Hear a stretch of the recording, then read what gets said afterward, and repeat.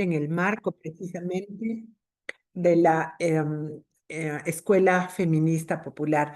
Quiero además indicarles que el foro y la temática que tratamos hoy fue también un pedido especial de nuestras compañeras, las defensoras de derechos humanos. Como ustedes conocen, con ellas mantenemos una red de trabajo. Estas mujeres, muchas de ellas están aquí también, hacen un trabajo voluntario en sus territorios, en sus comunidades, para seguir promoviendo el empoderamiento de las mujeres, el cambio y transformación de esos modelos violentos, el identificar los casos de violencia y poder referirlos a rutas de protección adecuadas. Así que nuestro respeto y nuestro cariño también a las compañeras defensoras de derechos humanos que siempre están pendientes de aprender, de seguir actualizándose y de tratar temas tan importantes como estos. Y queremos también agradecer, por supuesto, y de la manera más cordial, a nuestras compañeras que hoy nos acompañan en el panel, a Alexandra Serrano y Deyanaira Moreta. Enseguida las voy a presentar con más detalle. Nuestro panel va a ser de la siguiente manera. Cada una de ellas tiene una especialización, una profesionalización en temas de la violencia de género y van a hablarnos precisamente desde sus diferentes profesiones sobre la violencia vicaria, cómo ésta se constituye en otra forma de violencia de género y cómo abordarla, qué hacer frente a ella. Luego de la presentación de cada una de las compañeras, de Alexandra y de Deyanaira, vamos a pasar a un foro de preguntas y respuestas, así que les pido que ustedes vayan anotando las preguntas. Si las quieren hacer al chat, mejor, así podemos optimizar nuestros tiempos. Así que, por favor, vayan colocando sus preguntas. Yo me voy a encargar de sistematizarlas, de resumirlas para pasarlas a nuestras compañeras panelistas. Quiero también agradecer, como siempre, tanto a la Fundación Pueblo y Vida, a Lilas en Acción, son nuestras queridas compañeras de las organizaciones de sociedad civil que permiten que continuemos haciendo este trabajo importante en territorio. Ellas son quienes impulsan y promueven los diferentes procesos de aprendizaje en la Escuela Popular Feminista como este foro. Así que muchísimas gracias, Florcita, a la Dianita, por su presencia permanente y su apoyo en este espacio tan importante. Voy a pasar entonces con la presentación de la primera panelista. Esta tarde nos acompaña Alexandra Serrano Flores. Alexandra es psicóloga clínica, maestra en ciencias sociales con mención en género y desarrollo. Ella es miembro de la Asociación Internacional de Psicología Analítica. Es también miembro de la Red Ecuatoriana de Mujeres Científicas del Nodo de la Universidad Católica, miembro del Observatorio de Violencia Gineco-Obstétrica, es docente e investigadora de la Pontificia Universidad Católica del Ecuador de Quito y es especialista en atención psicológica a víctimas de violencia. Desde esta mirada de la psicología, Alexandra nos va precisamente a hablar de esta forma de violencia, la violencia vicaria, las consecuencias que trae la violencia vicaria, cómo la podemos enfrentar. Muchas gracias, Alexandra. Tienes la palabra. Muchísimas gracias y bueno, muy honrada por la invitación. Me encanta ser parte de esta escuela popular feminista. Bueno, espero aportarles algunas ideas que he pensado sobre el tema de la violencia vicaria. No sé si es posible compartir la pantalla, compartirles la presentación. Sí, compañeras, ya está puesta de anfitrionas. A ver, ahí está. Ya me sale. Aquí estamos. A ver. Listo. Bueno, es un poco difícil hablar de la violencia vicaria, digamos, solo desde una perspectiva psicológica. Entonces voy a empezar haciendo como una reflexión como general de qué es. Noche, mil disculpas. ¿Sí? Bueno, vicario viene del término en lugar de, ¿ya? Eso significa vicario. Y se llama violencia vicaria. Este es un término que fue acuñado por una psicóloga llamada Sonia Vaccaro en 2012, porque ella se dio cuenta que había situaciones en las cuales los hijos e hijas de las mujeres víctimas de violencia eran instrumentalizados por los agresores con el objeto de maltratar y ocasionar dolor a las madres. Entonces, se llama violencia vicaria porque la violencia, el objetivo de la violencia es la mujer, pero también se victimiza a los niños, a los hijos de esta mujer, porque a ellos se les usa como instrumentos para ejecutar esta violencia contra la mujer. Entonces, podríamos decir que es como que en lugar de realizar la violencia directamente contra la mujer, se realiza la violencia contra los niños y de esa manera se produce sufrimiento en la mujer que es madre de esos niños. El objetivo de esta violencia es el control y el dominio de la mujer. Y ya vamos a ver que realmente el tema de la violencia vicaria está muy, muy sostenida en el sistema de justicia. Y por eso, bueno, hay algunas cosas que podemos hacer para protegernos, pero el mayor énfasis en realidad está en activar el sistema de justicia, porque esta violencia es posible por la complicidad del sistema de justicia patriarcal, que ya voy a ir explicando un poquito más adelante.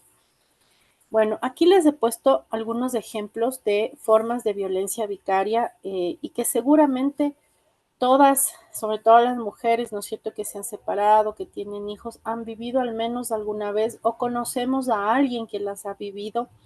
Y a veces el problema de la violencia vicaria es que, como las otras violencias, tiene grados, ¿no es cierto? Entonces hay grados más sutiles que son mucho más difíciles de identificar, aunque son igual de dañinos, y luego hay grados más explícitos que son tal vez más fáciles de identificar, pero que de todas maneras, y ahí está uno de los primeros vacíos en el tema de la aplicación de justicia, como no están estrictamente o explícitamente dirigidos a la mujer, muchas veces no se abordan ni se emiten medidas de protección.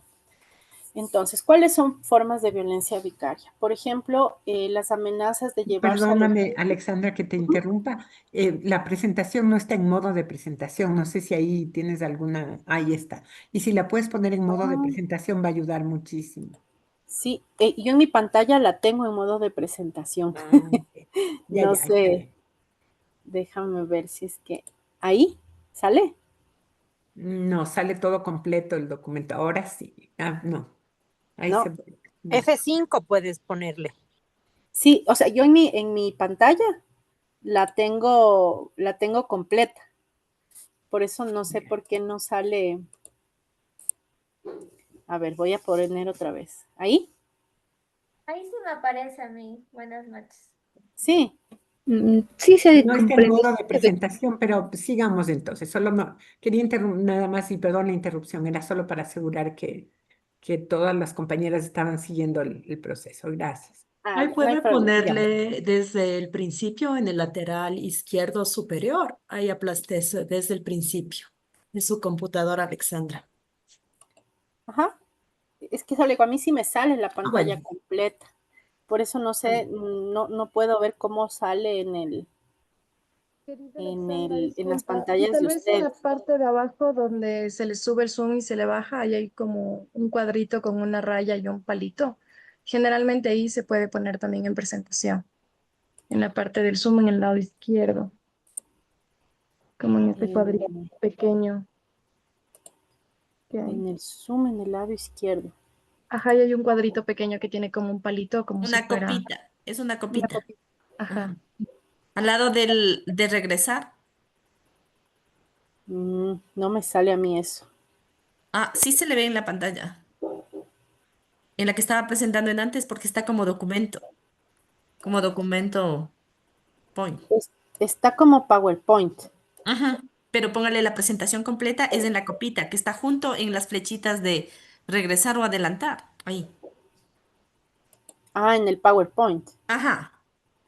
Sí, sí, Eh, digo, ahorita se ve la pantalla completa porque yo ahorita le puse presentación y está la pantalla completa en mi computador. mm, bueno. Bueno, sigamos asientos, ya no te interrumpimos. Adelante. Gracias. Es que no, sí, la verdad no sé qué más podría hacer porque no sé, tal vez así. Veamos si...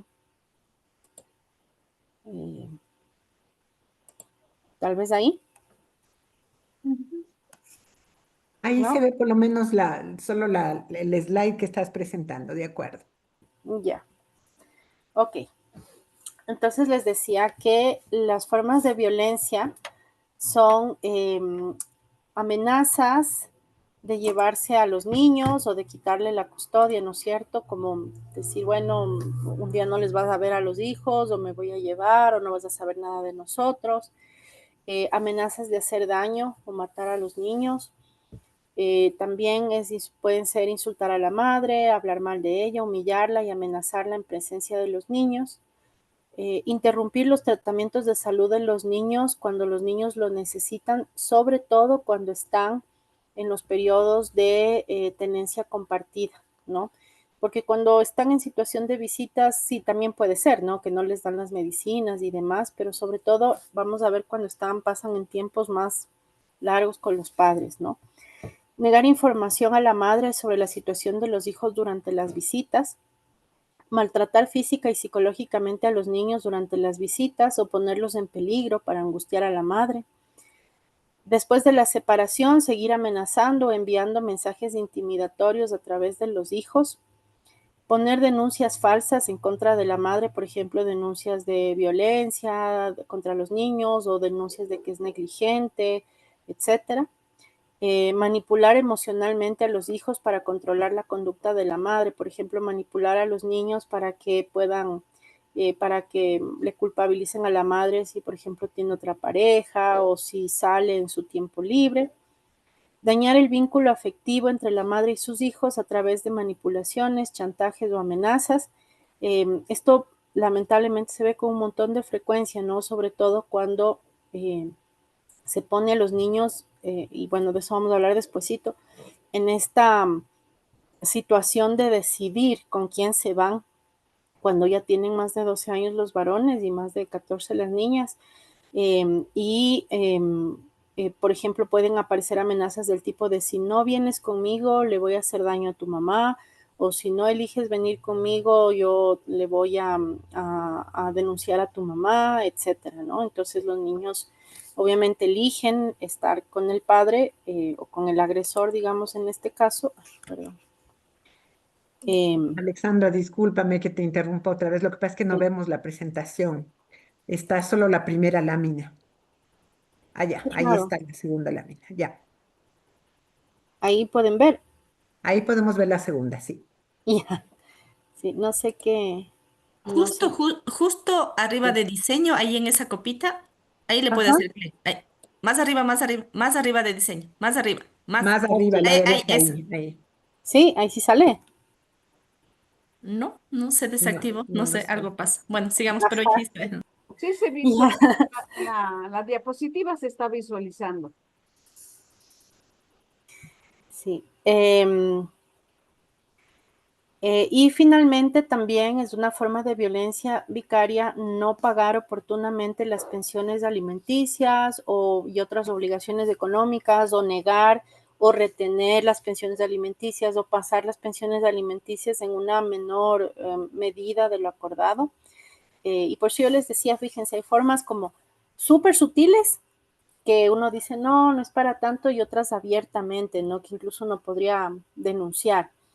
Pero creo que esa es una primera idea que yo les quiero compartir, que la violencia vicaria, aunque la nombramos recién en el 2012 como tal, ha existido desde siempre, pero es una forma de violencia que tiene muchas expresiones sutiles y que por eso muchas mujeres, aunque la sienten el dolor que les produce, sienten la angustia que les produce, el miedo que les produce, pero no lo identifican como una violencia o aunque lo identifiquen, el sistema de justicia no lo tipifica o no lo considera como para ameritar una protección en muchísimos casos, ¿no? Este tema de la violencia vicaria surge justamente en España porque en España hay estos casos lamentablemente paradigmáticos, ¿no? De padres que secuestran a los niños en esta lógica de la violencia vicaria e incluso los asesinan, ¿no? Para causarle dolor a la madre. Entonces, bueno, ahí les puse algunos ejemplos. Luego, cuando hagamos el diálogo, podemos compartir otros que seguramente ahorita les van apareciendo, porque es una violencia que lamentablemente es muy común y está muy normalizada en nuestro entorno. Bueno, la violencia vicaria ocurre con la complicidad del sistema de justicia y la sociedad machista. Y yo les puse aquí unos puntitos que son importantes a reflexionar porque muchas veces se quiere poner la carga, ¿no es cierto?, de la protección de la violencia sobre las mujeres o sobre las víctimas de violencia, cuando en realidad este es un tipo de violencia en el que muy poco se puede hacer más allá de, por ejemplo, poner una denuncia y documentar la violencia. Realmente la protección está más en el lado legal y bueno, de eso seguramente nos profundizará nuestra compañera de Surcuna, ¿no? Entonces yo he puesto solo como algunos puntos que tienen que ver con algunos elementos sí, psicológicos de cómo se da esta complicidad, ¿no es cierto? Primero, que hay un énfasis excesivo en el vínculo biológico y desde este énfasis se asume, ¿no es cierto?, que el hombre, porque es padre biológico, entonces no tiene intenciones de dañar a los hijos. Y esto, bueno, no tiene ningún sustento con la realidad, porque los psicólogos sabemos que los vínculos son emocionales, no biológicos, ¿no? El vínculo biológico, pues, un conjunto de marcadores del ADN, pero no tienen nada que ver con las relaciones entre padres e hijos. De ahí podemos ver cómo hay un montón de papás que son agresores, que también son agresores de sus hijos o que son papás abandónicos y que pues el vínculo emocional no existe para nada, ¿sí? Otro tema también que es muy, muy relevante es que muchos operadores de justicia consideran que la violencia de género y los temas de familia como las custodias, los alimentos, las tenencias van separados. De hecho, yo he acompañado muchos casos que tienen esta situación, ¿no? Yo acompaño a la víctima de violencia y un día me cuenta, así como cualquier cosa, que está haciendo los alimentos y que tiene miedo de que el agresor, pues al enterarse que está haciendo el juicio de alimentos, se ponga violento y que entonces me pregunta qué hacer. Y yo le digo, bueno, pero ¿y el abogado no tiene una boleta? Dijo, sí, es que como unos son los abogados de familia y otros los que tratan el tema de violencia, entonces están en juzgados diferentes, en procesos diferentes y lo uno no tiene que ver con lo otro.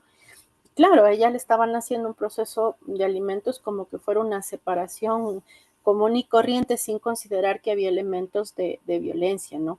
Y esto tiene que ver con que el abogado que le asesoró no se le ocurrió que podía haber estos dos temas y peor aún que se podrían tratar entrelazados del momento de presentar el juicio de alimentos.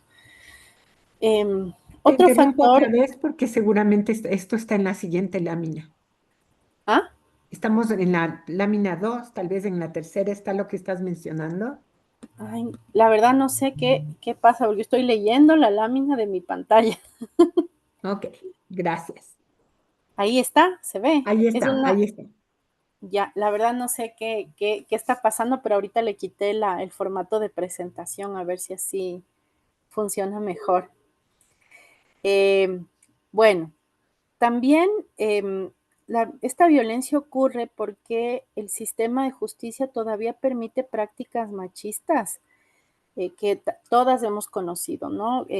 Por ejemplo, cuando los agresores presentan descargos de honorabilidad, ¿no? Traen 20 certificados de honorabilidad, la medalla del colegio, el que son abanderados para decir que no son capaces de ser violentadores, la dilación de los procesos, ¿no? Que se extiende por muchísimo tiempo.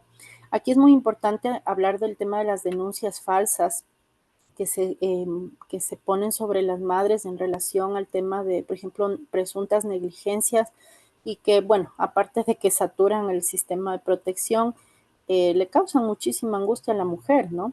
Eh, la corrupción, obviamente, del sistema judicial. Y aquí quiero mencionar uno que luego voy a hablar especialmente, que es el uso de este dichoso síndrome de alienación parental para provocar la victimización del agresor y generar que el juez tenga una simpatía hacia esta persona, ¿no?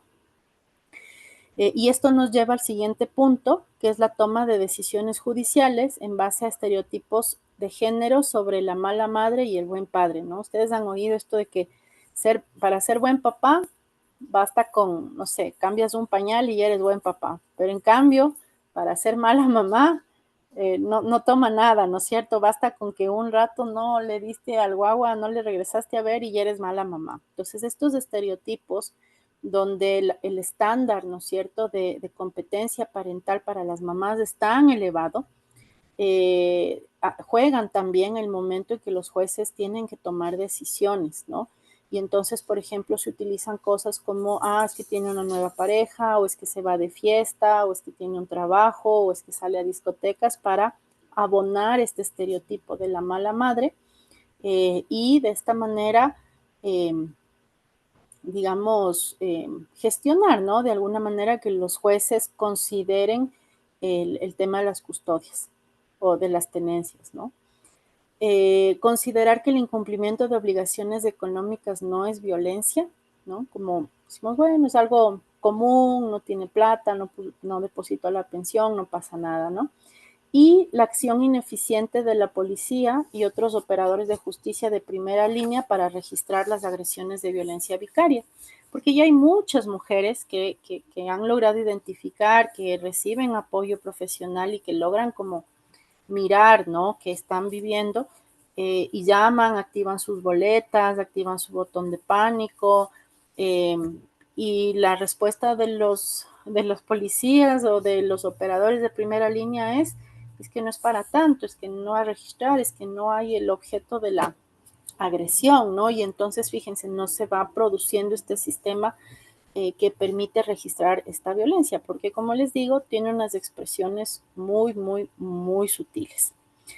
Entonces, bueno, como sí se ve la lámina, pues al frente yo he puesto como algunas ideas, ¿no?, de lo que se podría empezar a hacer, y que tiene que ver con hacer que básicamente el sistema de justicia pues logren tener una mirada con enfoque de género, donde se pueda vincular los temas de familia, los temas de violencia y entender que un agresor es un factor de riesgo para cuidar de los niños, que se empiecen prácticas de sancionar a los agresores por estas prácticas machistas en los procesos judiciales, formar mejor a todos los operadores de justicia, ¿no?, para que puedan analizar todos los casos de violencia en todos los momentos del proceso con un enfoque de género.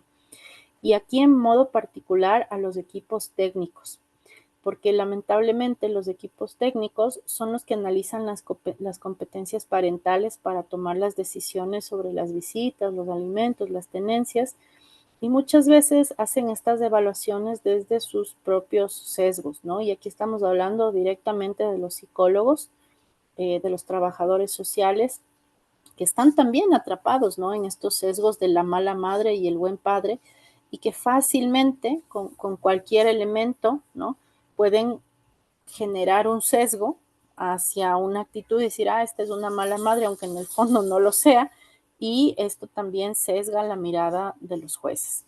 Entonces, es importante que los equipos técnicos tengan formación en enfoque de género, en enfoque de derechos, que no siempre ocurre. Bueno, les voy a hablar de esto que sí es muy psicológico, el famoso síndrome de alienación parental, que es como la herramienta más poderosa que se usa, bueno, no la más poderosa, pero una de las más poderosas dentro de la violencia vicaria, porque lamentablemente, aunque como les pongo aquí, es un pseudoconcepto que fue acuñado por el psicólogo Richard Gardner, en realidad no tiene sustento ni clínico, ni científico, ni consta en ningún manual diagnóstico, y de hecho, la relatora de las Naciones Unidas por los Derechos de las Mujeres solicitó ya en el año 2023, si no estoy mal, que se elimine este famoso concepto o síndrome de alienación parental de los sistemas de operación de justicia, porque no existe. Y por lo tanto, no existe ningún recurso pericial para determinar su existencia. Entonces, el psicólogo que dice, es que yo comprobé, es que yo hice pruebas, es que yo evalué que aquí hay síndrome de alienación parental, está mintiendo, está cometiendo un acto de deshonestidad profesional, porque no existe ningún recurso pericial que permita decir que el SAP existe, porque el SAP no existe como entidad clínica, ¿sí? Pero, sin embargo, el SAP se usa muchísimo como un instrumento de violencia vicaria. Y básicamente consiste en afirmar que uno de los padres, generalmente la madre, a propósito ha hecho cosas para hacer que los niños crean que el otro progenitor los ha maltratado. Y de esta manera, entre comillas, se entorpece el vínculo o se impide el vínculo porque prácticamente lo que propone el SAP es que la madre, desde una postura vengativa o maliciosa, le está metiendo ideas al niño para que el niño no quiera estar con el padre. Y muchas veces este es un argumento que se usa en muchos procesos judiciales, usando términos como madre obstaculizadora, madre maliciosa, manipulación parental, aunque como les digo, no hay ninguna evidencia clínica, ni consta en ningún manual diagnóstico de ninguna organización internacional, ni en el del CIE, ni en ninguno, porque lo que sabemos nosotros es que los niños, por más pequeños que sean, los niños son capaces de reconocer con quién se sienten bien y con quién no se sienten bien, ¿no? Saben a quién le tienen miedo y a quién no le tienen miedo. Entonces no es posible introducir ideas en los niños cuando estas ideas no son concordantes con su experiencia real en la relación con ese papá, ¿no? Entonces, este síndrome de alienación parental es un instrumento de la violencia vicaria que suele aparecer justamente cuando las madres se oponen o tienen reservas de que los hijos tengan, por ejemplo, visitas prolongadas o visitas sin supervisión con un padre que es agresor. Y aquí es donde un poco, fíjense, se bifurcan las cosas, porque, claro, ellas pueden ya ser reconocidas como sujetos de la violencia, ¿no es cierto? Como objetivos de la violencia y pueden tener su boleta y demás, pero como hay esta idea, ¿no es cierto?, de que el vínculo biológico tiene algún tipo de protección especial, no se considera automáticamente que los niños también están siendo objetivos de esa violencia. Y entonces, claro, la mamá y el papá tienen esta orden de restricción, o el papá tiene la orden de restricción frente a la mamá, pero los niños pueden ir a visitarle al papá, ¿no? Porque ahí es el papá. O sea, esta lógica, ¿no? Que está muy, muy basada en esta noción del vínculo biológico. Entonces, cuando hay mamás que saben que los niños la pasan mal, que son violentados, que los papás son negligentes en el cuidado y se vuelven recelosas de querer mandarles a los niños, por ejemplo, a las visitas, los abogados, ¿no es cierto?, sacan el SAP, ¿no? Es que está haciendo alienación parental con los niños y por eso están obstaculizando el vínculo y no quieren que los niños vengan a las visitas y demás. Y esto es muy grave porque es muy grave, sobre todo en los casos donde existen pruebas de que hay la violencia contra la mujer. Y peor aún cuando existen pruebas de que hay violencia contra los niños. Y lo más increíble de esto es que, habiendo pruebas de que hay violencia, el SAP para muchos jueces, para muchos operadores de justicia, es un argumento perfectamente legítimo para permitir incluso no solo permitir que los niños mantengan contacto no supervisado con el padre agresor, sino incluso limitar el contacto de la madre o del padre que es la víctima de violencia. La gravedad de este tema es que este famoso síndrome de alienación parental primero se usa para deslegitimar las denuncias, ¿no?, de las madres, pero también deslegitima las denuncias de malos tratos, incluyendo el abuso sexual infantil que a veces hacen los niños respecto a sus padres agresores. Con lo cual, los niños se quedan en total situación de desprotección y peligro porque su palabra, ¿no es cierto?, el decir mi papá me maltrata, mi papá abusa de mí o lo que sea, ya no tiene valor porque el rato que le ponen la etiqueta del SAP, ya no vale para nada porque es una mentira infundada por esta madre vengativa.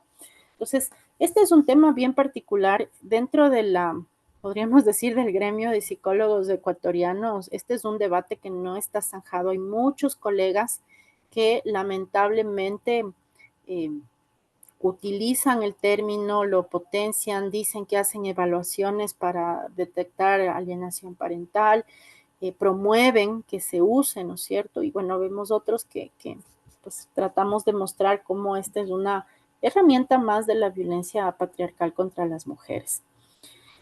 Bueno, ¿cómo protegerse de la violencia vicaria? Antes de hablar de este casi penúltimo punto que les proponía, Alexandra decía, bueno, ¿cuáles son las consecuencias, no? Y las consecuencias de la violencia vicaria son igualmente graves, iguales a las de cualquier otro tipo de violencia.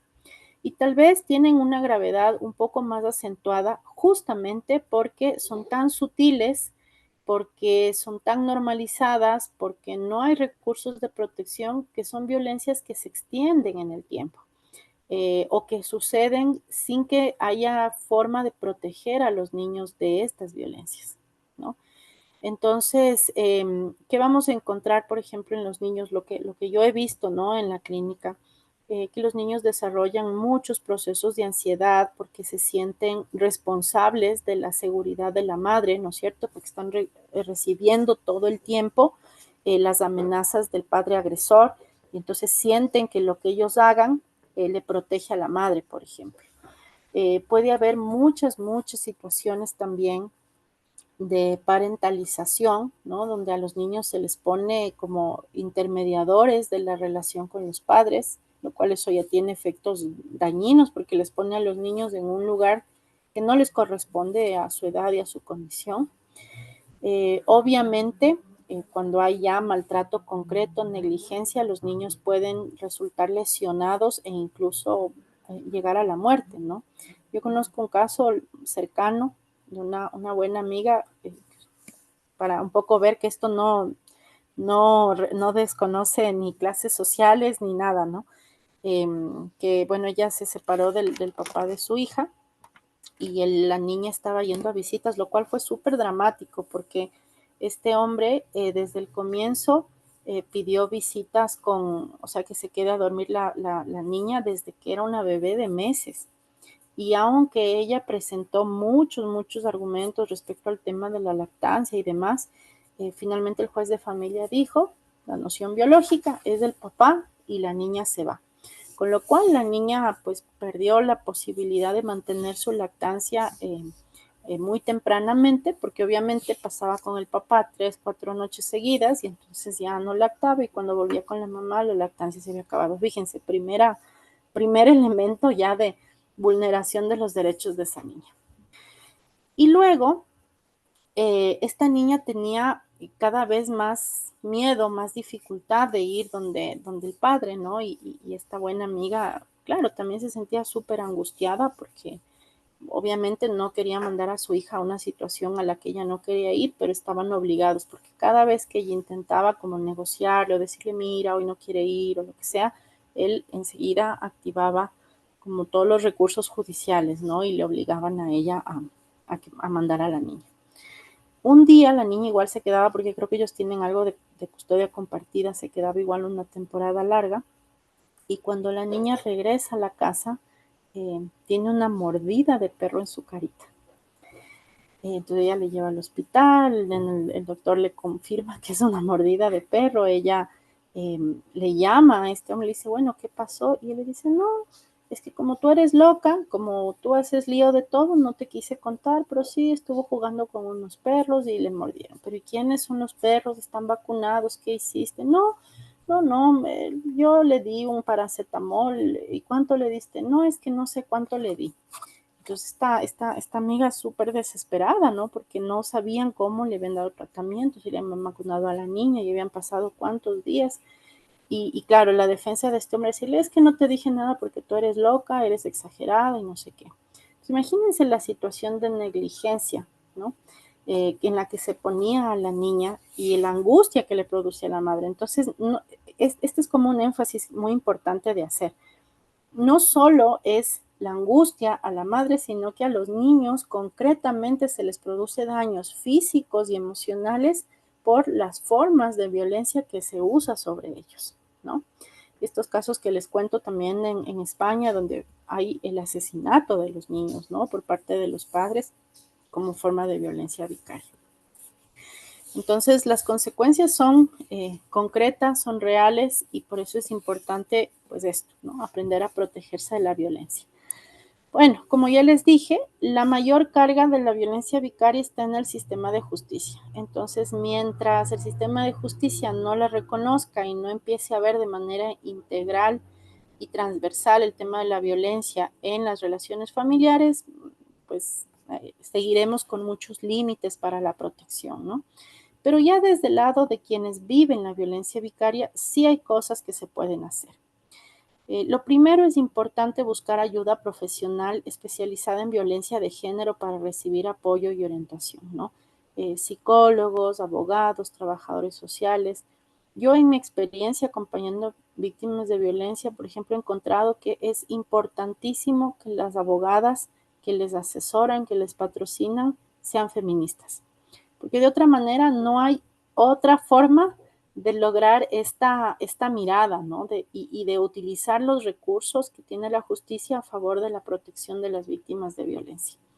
Igual en el campo de la psicología, ¿no? Es importante que sean psicólogos con enfoque de género o con una orientación feminista porque permiten tener estas otras reflexiones.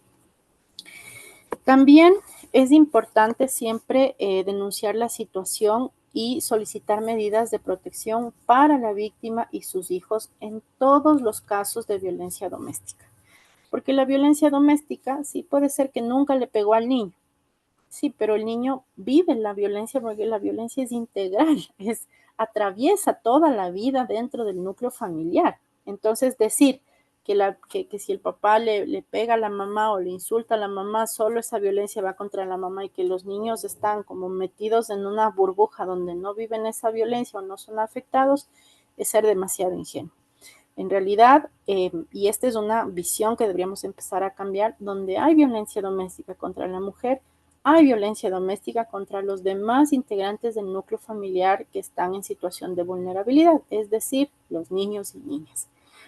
Y entonces el momento que empecemos a ver de esta manera, pues las medidas de protección sí van a ser realmente efectivas e integrales. Es importante documentar la violencia y esto sí es algo como bien relevante porque las mismas víctimas de violencia y además porque ya están hartas de los procesos judiciales y porque dicen, yo ya quiero solo paz, ya no quiero meterme en problemas, desestiman muchas de estas amenazas, ¿no? Dicen, solo es un mensaje, ya, le borran y se acabó. Pero en realidad es muy importante guardar todos los registros de estas interacciones violentas, ¿no? Mensajes de WhatsApp, de agresiones, tomar fotos, y cualquier otra evidencia que haya, que el padre se presentó al colegio del niño, intentó sacarle aunque no tiene autorización, porque es importante informarle oportunamente a los abogados que siguen el caso y que más bien sean los profesionales los que determinen si esa evidencia es grave o no es grave, sirve o no sirve. No tomar nosotras la decisión respecto a eso, porque muchas veces tenemos un sesgo, ¿no? Un sesgo que puede venir del cansancio, de la normalización de la violencia, de no querer tener más problemas, y muchas veces ya cuando esta violencia, porque como las otras violencias se agravan, ¿no es cierto? Y es lo mismo, la espiral de la violencia empieza con poquito y va creciendo. El problema es que luego no hay evidencias, no hay recursos, no hay nada que ponga sobre la mesa más allá que el testimonio de las mujeres esta forma de violencia, ¿no? Yo me atrevo a decir que incluso esto es una violencia muy psicopática porque de los casos que yo he acompañado, claro, hay el malestar. Dices, me sentí feo, me sentí mal, me dio iras, pero no es posible registrar por qué me dio iras, qué es lo que me hizo sentir mal, porque como es una operación así tan sutil, y es muy fácil, ¿no? Hacer el gaslighting, decir, eres una loca exagerada, si solo le traje 3 horitas más tarde de la hora de la visita y no te voy a estar llamando si ya venía en camino, ¿no? Esas 3 horas esa mamá estaba muerta del miedo porque no recibía mensajes, no le contestaban las llamadas, no sabía si los guaguas regresaban o no, por ejemplo. Y entonces eso es tan sutil que es muy difícil pues ir a una junta o a la fiscalía y decir, es que les trajo 3 horas más tarde y no me contestó el teléfono, ¿no? Entonces, es importante también ya desde el lado de quienes asesoramos y de los operadores de justicia empezar a pensar cómo se operativizan el registro de estas evidencias, ¿no es cierto? ¿Cuál es la pista que tiene la víctima? El malestar que siente. Esa es la pista de que está siendo víctima de un acto de violencia vicaria, ¿no? Y ya ver formas, ¿no? De volverlo evidencias que sirvan para su protección.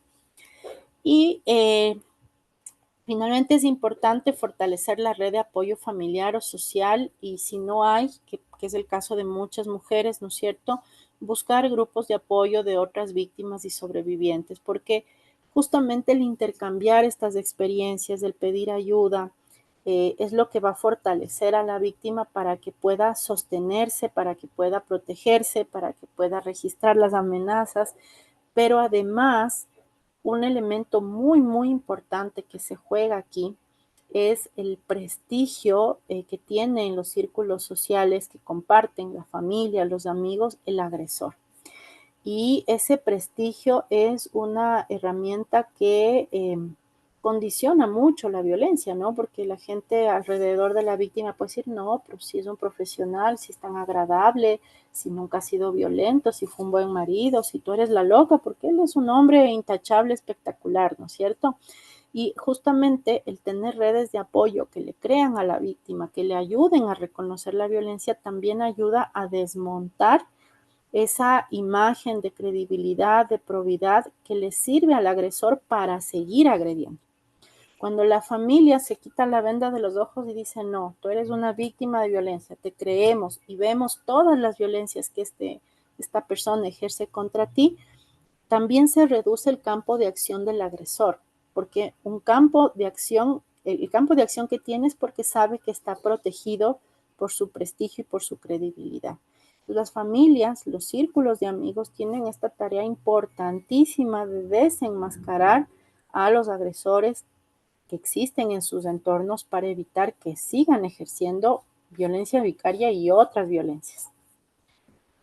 Bueno, para terminar, quisiera nada más compartirles estas poquitas reflexiones que, bueno, se desprenden de esto que hemos hablado, y es que la violencia de género tiene como objetivo el control de las mujeres, ¿no? Y como ustedes ya saben, pues una violencia estructural que tiene como un pulpo muchísimos tentáculos que van atrapando distintas áreas de la vida de las mujeres. Y una de estas áreas es justamente la vida romántica, que es justamente lo que funda luego las familias, ¿no? Y entonces aquí también hay que hacer una reflexión de que toda interacción de naturaleza sexual o romántica, es decir, interacción de pareja entre un hombre y una mujer, siempre hay un diferencial de poder que implica un riesgo para que las mujeres sean víctimas de violencia. Yo les digo mucho esto a mis estudiantes, les digo, los que tienen que cuidarse de la violencia no son las mujeres, son los hombres, porque ellos, por el diferencial de poder que tienen a su favor, tienen la posibilidad de convertirse en agresores en cualquier momento. Entonces, los que tienen que ir vigilando no convertirse en agresores son ellos todo el tiempo, ¿no? Lamentablemente, la carga de la violencia sigue estando sobre las víctimas, cuando en realidad el que tiene que cuidarse de no ser un agresor, porque fácilmente puede abusar de ese diferencial de poder que tiene, es el hombre. Entonces, ese es como un elemento que deberíamos empezar como a darle la vuelta y a cambiar un poco de lado la carga sobre la violencia. No todas las violencias son punibles, no todas las violencias constituyen delitos ni pueden denunciarse, pero todas las violencias, incluso las más sutiles, no sé, la ley del hielo, ¿no es cierto?, son inaceptables. Y esto, cuando lo tenemos claro, también nos lleva a poder ver con mayor legitimidad ese malestar que nos producen las violencias, sobre todo la violencia vicaria, y poder registrarla y poder denunciarla. Toda violencia se ejerce con un grado de intencionalidad. Esta es otra cosa muy importante, porque el agresor elige hacerla sabiendo el daño que puede causar. Es decir, no hay una violencia de género involuntaria, ¿sí? Hay un grado de intencionalidad siempre porque el agresor sabe que lo puede hacer porque hay un sistema que le respalda. que sabe que va a salir impune o que está normalizado, que no va a pasarle nada. Un agresor nunca será un buen padre. Esto lo ponemos en las marchas, lo ponemos en los carteles y hay que seguir insistiendo, ¿no? El vínculo biológico no es suficiente ni es garantía de que va a haber afecto o de que va a haber interés o de que va a haber respeto. Por ejemplo, un agresor narcisista no es capaz de tener vínculos empáticos con nadie, ni siquiera con sus hijos, por mucho vínculo biológico que exista. Y finalmente, las autoridades judiciales son los responsables principales de proteger a los niños de la violencia vicaria, ¿no? Y para esto, para cumplir con responsabilidad esto, deben formarse en enfoque de género, tener equipos técnicos formados y sensibilizados y empezar a actuar con más severidad ante las prácticas machistas dentro de sus tribunales. Bueno, esto es lo que les quería compartir. Espero que les cuestione, les dé algunas reflexiones, ideas y con gusto pues estoy abierta a todas las preguntas o comentarios que puedan tener. Muchas gracias.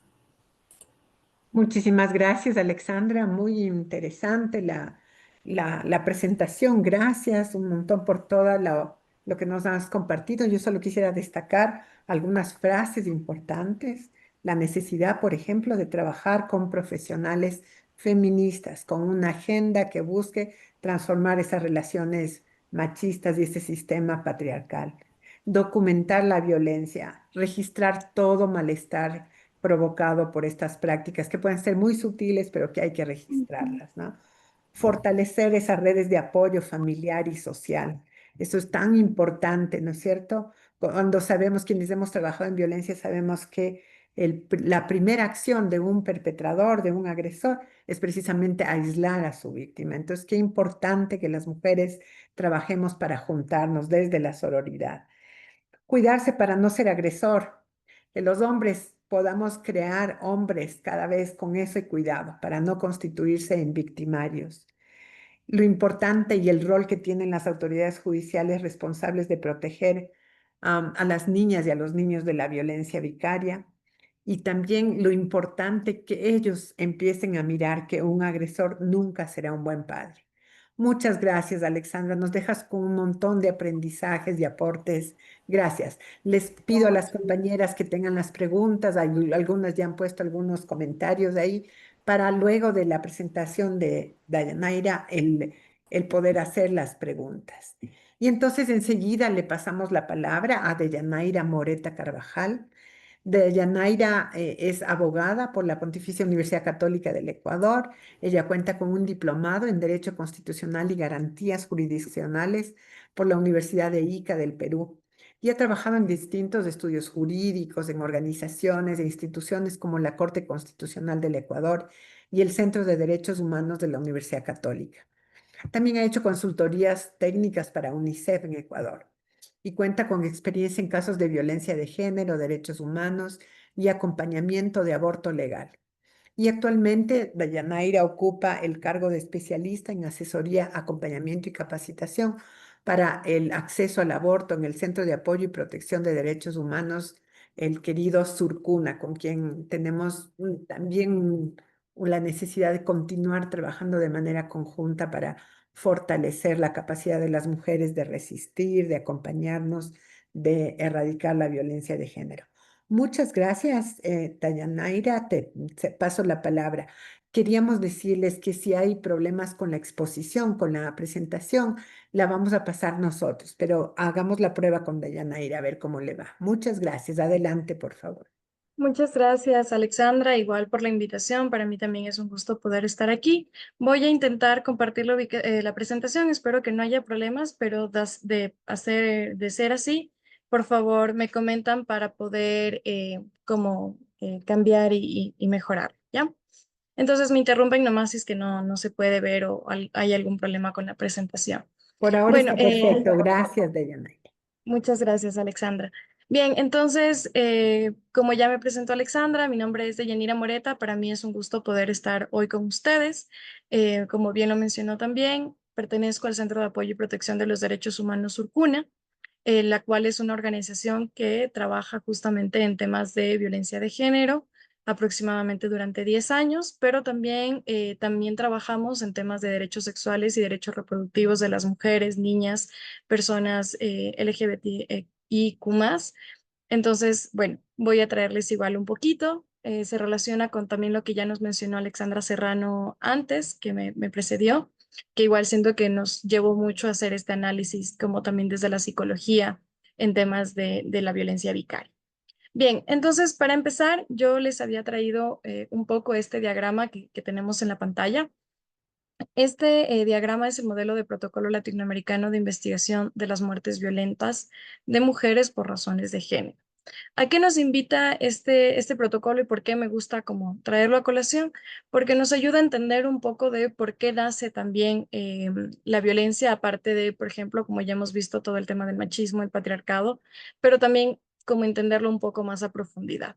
Entonces, bien, este modelo lo que nos indica es que todas las sociedades, de acuerdo a la cultura con la que hemos crecido, con la que hemos sido criados durante toda nuestra vida también, porque no es solo como nuestra niñez o adolescencia, sino también ya en adultez y cómo la sociedad ha establecido ciertas actitudes o ciertos rasgos, estereotipos y demás que establecen un orden.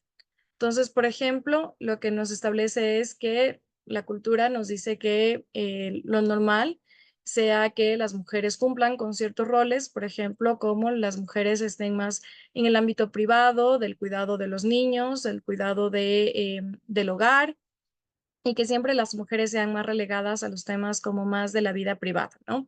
Y haciendo una diferencia de que más bien los hombres son los que más ocupan los espacios públicos como de poder, de control, y también justamente por eso se genera también estas barreras en las que las mujeres no hemos tenido ciertos puestos de poder. Por ejemplo, en Ecuador, el hecho de que no haya ninguna mujer que haya sido presidenta, lo fue Rosalía Arteaga por 48 horas y fue quitada del puesto justamente por temas machistas y patriarcales que existieron en aquel entonces en nuestro país, pero como una manera de entender cómo funciona también, cómo la cultura ha establecido estos órdenes o estos roles para las mujeres.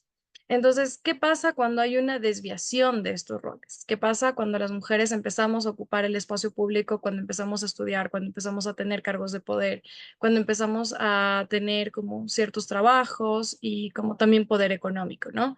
Generalmente lo que ocurre es que hay una corrección a esa desviación que hemos tenido las mujeres. Aún con esto no quiero decir de que las mujeres ya tenemos como ya todas las barreras eliminadas. Evidentemente las mujeres todavía tenemos muchas barreras, como el mismo tema de la diferencia económica en temas de trabajo, en remuneraciones y demás. Pero como les mencionaba, la lógica de este modelo que nos presenta es que cuando hay esta desviación a como lo estereotipo o como a los roles que nos han establecido la sociedad, lo que generalmente pasa es que hay una desviación para volver, para como, o sea, una corrección a esta desviación para volver al orden natural, ¿no? Entonces, por eso vemos como las flechitas nos indican cómo rompes estos roles, hay una desviación de estos roles y lo que pasa es que hay una corrección a ello. Esta corrección generalmente suele ser violenta. Entonces, por ejemplo, el hecho de que pongo un ejemplo que yo creo que muchas hemos de haber escuchado y que hemos visto regularmente, lamentablemente, en nuestra sociedad, ¿qué pasa con las mujeres que, por ejemplo, una adolescente de 16 años sale a bailar una noche y la violan o la desaparecen? En este tipo de casos, como menciono, evidentemente lo podríamos entender como una desviación del rol que nos establecen como mujeres, de quedarnos en el espacio privado, de no salir, de tener que ser como estas buenas mujeres o estas buenas madres que se quedan solo en la casa y que no tienen por qué salir o qué hacer en la calle. Y por ello hay de alguna manera esta corrección, ¿no? Puede ser como violencia sexual, como digo, que puede ser que le puedan violar, o, por ejemplo, si es que es una madre y vuelve a su casa como en horas altas de la noche o lo que se puede establecer como horas altas de la noche. Y generalmente lo que puede ocurrir es que la pareja, el esposo, sea quien le violente por no cumplir con estos roles. Igual esto lo vemos como mucho más común, lamentablemente también, por ejemplo, cuando llega el esposo a la casa y la mujer no ha cocinado o la mujer no ha hecho las tareas del hogar que le tocaba hacer o que tenía que hacer. Entonces, bueno, como evidentemente generalmente pasa esto, que hay una corrección y generalmente ocurre que es a través de violencia física, en la mayoría de casos, al menos cuando hablamos de violencia intrafamiliar. Entonces, bueno, esto como les mencionaba un poco, como para entender este diagrama que nos ayuda a como ver un poco de dónde nace la violencia también. Ahora, también les he querido traer, yo creo que tal vez, o supongo que tal vez pudieron haber visto un poco antes este diagrama que nos habla sobre las violencias visibles e invisibles. ¿Por qué también es importante esto? Porque al momento de hablar de violencia vicaria, que ya lo vamos a ver más a profundidad, y bueno, también ya lo leímos, lo escuchamos un poco con Alexandra, es que la violencia de género tiene distintas formas, ¿no? Pueden ser formas explícitas, otras un poco más implícitas, y cuando hablamos de formas implícitas, hablamos de una violencia invisible. Entonces, en estas formas implícitas tenemos como el chantaje emocional, humillación, invisibilización, desprecio, control, culpabilizar a las mujeres, publicidad sexista, anulación, lenguaje sexista. ¿Por qué la publicidad y lenguaje sexista también son importantes y también son violencias? Porque justamente siguen como normalizando este tipo de estereotipos en los cuales las mujeres nos convertimos en meros objetos como de satisfacción o en meros objetos de cuidado del hogar. Entonces, es un poco como para verlo desde la violencia invisible, pero también vemos como en este iceberg, que es lo más visible, que es lo como se logra ver un poco más, porque claro, una agresión física nos va a dejar moretones en el cuerpo, que tal vez, por ejemplo, un chantaje emocional no nos va a dejar como esta marca que pueda ser un poco más visible, ¿no? Entonces, bueno, en temas de violencia visible vemos amenazas, insultos, gritos, abuso sexual, violación, agresión física y por último el más alto de todos, que es el femicidio, ¿no? Ahora, cuando hablamos de violencia vicaria, se podría entender de que ciertas actitudes de violencia vicaria que son cometidas hacia los niños, pero que también generan esta violencia psicológica también en las madres, lo que puede entenderse que existe como en una duplicidad entre violencia visible e invisible, ¿no? Pero ya lo vamos a ver igual como con más profundidad. Bien, entonces igual les he querido traer como los tipos de violencia que actualmente tenemos en el Ecuador. En el artículo, en el Código Orgánico Integral Penal, establecen específicamente la violencia física, psicológica y sexual en contra de las mujeres. Y bueno, también nos habla un poco de violencia intrafamiliar, que tiene ciertas especificidades y demás, pero como la normativa que nos ejemplifica mucho más como todos los tipos de violencia, no todos, pero bueno, o sea, un poco más amplio, es la ley para prevenir y erradicar la violencia de género contra las mujeres, prevenir y erradicar la violencia contra las mujeres. Y en esta ley nos establece ya un poco más amplio este tipo de determinaciones de los tipos de violencia. Entonces, bueno, tenemos la violencia física, que es la violencia que se ejerce, como ya lo saben, de manera física, con golpes u otro tipo de acciones. La psicológica, sexual, patrimonial y económica, política, simbólica, ginecobstétrica. Entonces, estos son como los tipos de violencias que se encuentran establecidos actualmente como en nuestro marco normativo. Ahora, le he colocado también a la violencia digital, porque si bien la violencia digital no está establecida como tal, pero igual sí hay ciertas determinaciones en las cuales se podría como igual penalizar o seguir como también el tema de violencia digital, aunque no exista un delito en específico, al menos en el Código Orgánico Integral Penal. Pero igual les he querido traer como este marco general para que podamos ver los distintos tipos de violencia que existen actualmente en nuestro país.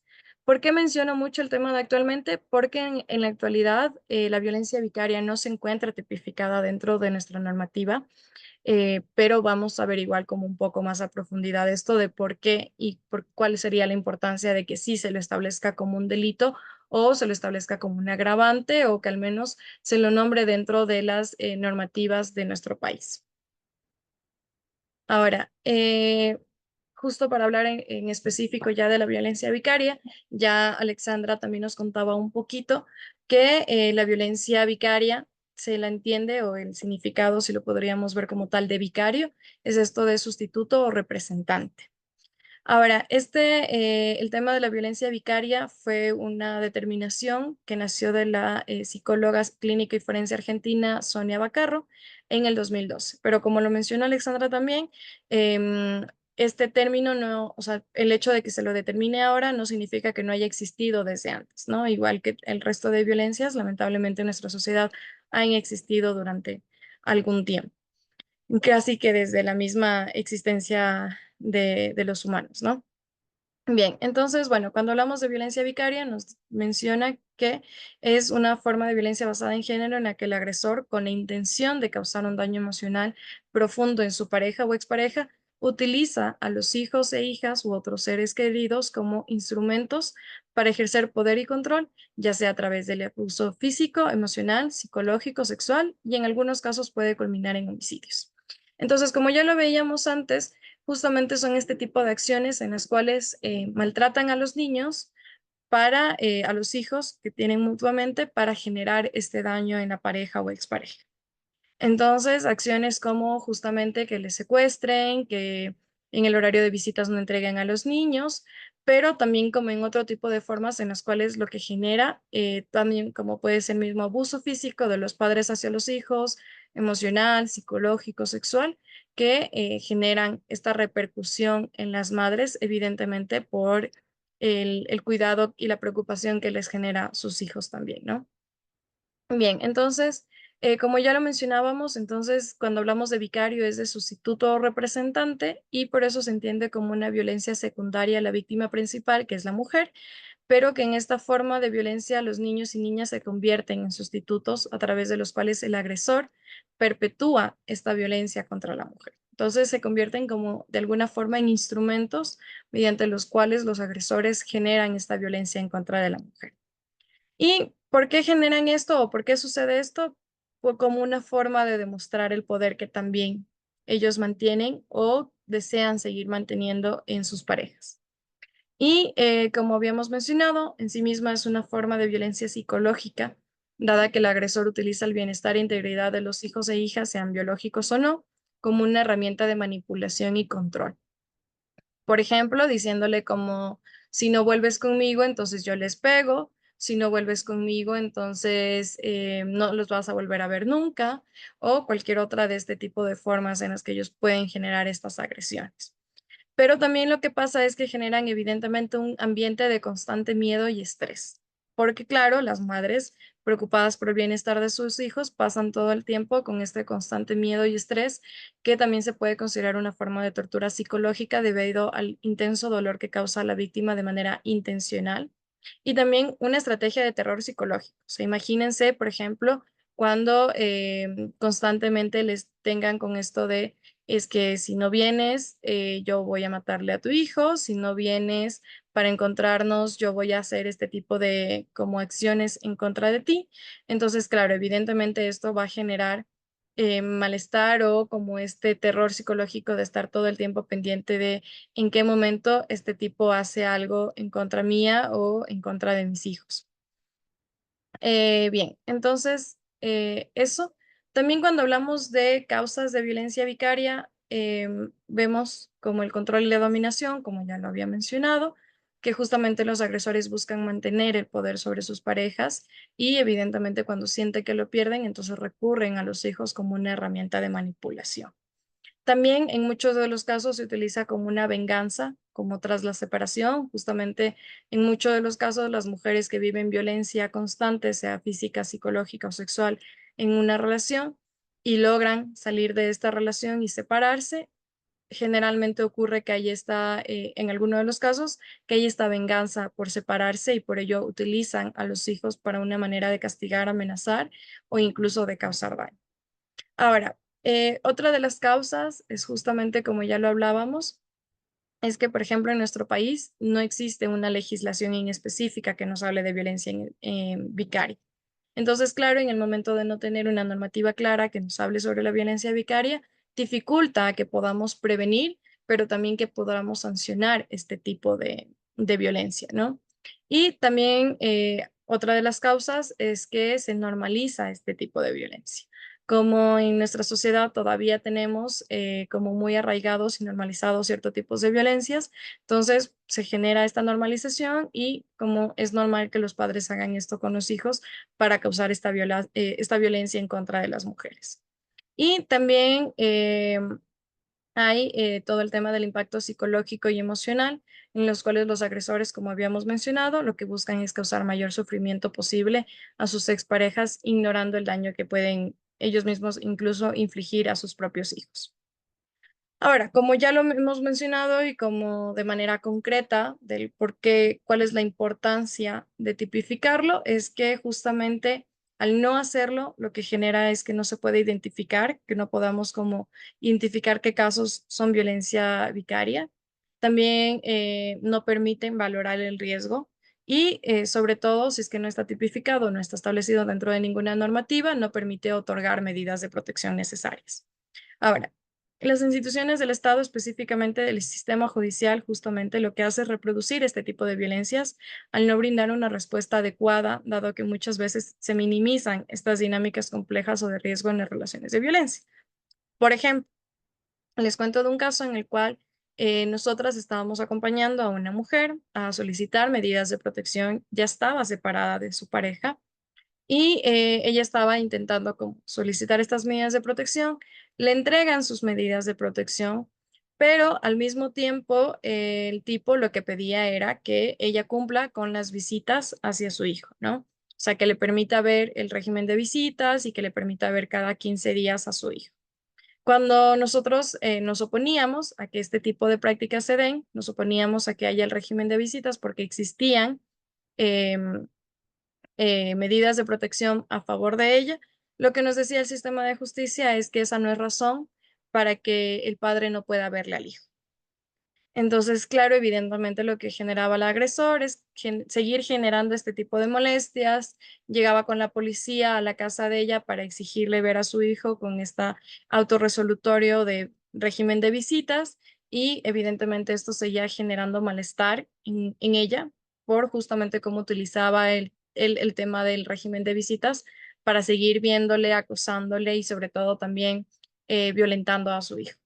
Ahora, es importante este caso, ya lo vamos a ver también por qué, pero es importante porque, por ejemplo, también se generaba violencia en contra del hijo y pese a esto, como las autoridades judiciales no consideraron este tipo de acciones, ¿no?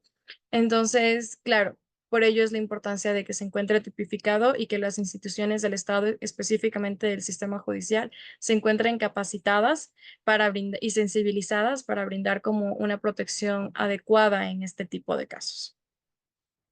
Ahora, como algunas demostraciones de esta violencia vicaria, igual ya lo vimos un poco con Alexandra, eh, que son justamente como este tipo de actos en los cuales se amenaza con llevar a los niños de la víctima si no cumple con sus demandas, utiliza a sus hijas e hijas para obtener información sobre la víctima o para enviar mensajes intimidantes. Por ejemplo, generalmente lo que pasa es que les dicen a sus hijos como, ¿y tu mamá está con alguien más? ¿Y qué es lo que está haciendo tu mamá? ¿Y dónde está trabajando tu mamá? Este tipo de información que se obtiene para causar hasta más acoso o para enviar como otro tipo de mensajes intimidantes, tanto para la madre como para el hijo, porque evidentemente, como ya se lo mencionó antes, a los hijos se los utiliza como esta moneda de intercambio o se les coloca en la mitad, ¿no? Para como generar estos malestares. Y otra de las formas o demostraciones son justamente cuando no se brinda el cuidado adecuado o emocional a los hijos e hijas como forma de castigar a la víctima. Por ejemplo, en los casos en los que están separados y el padre está al cuidado de los hijos y no les cuidan de manera correcta. Les envían como sin comer o les tienen mal justamente como para que la víctima esté preocupada por el bienestar de su hijo.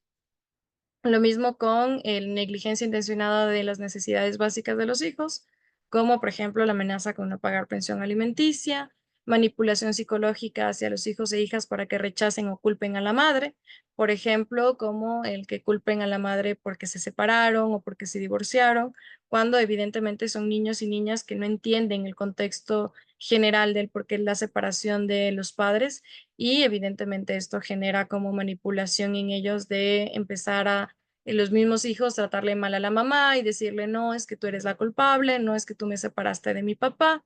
y cómo genera todas estas reacciones y malestares también en la madre. Y también en casos extremos, el padre asesina a sus hijos e hijas como una forma de venganza.